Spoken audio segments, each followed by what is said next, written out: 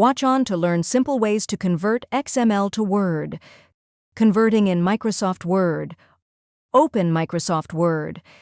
In the File menu and select Open.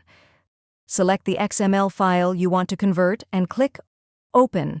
If you see a message that says, "The file has custom XML elements that are no longer supported in Word," you can click OK on the message to continue, but you will lose any unsupported tags. Click the File menu. Click Save As. If you don't see this option, choose Save as Copy instead.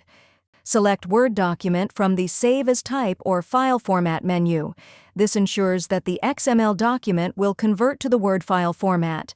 Click Save. The XML file has now been converted to a Word document. Pasting as text into Word. Open the XML file in any text editor. Copy the entire XML file. Click anywhere in the file. Select all text by pressing Ctrl+A.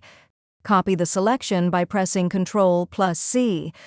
Open a blank Word document. Paste the copied XML into the Word document. Click your mouse in the blank document, then press Ctrl+V. If you just want to quickly convert an XML file into a Word document, you can use a free online converter. If you found this video helpful, please click the like button and subscribe to our channel for even more helpful tutorials.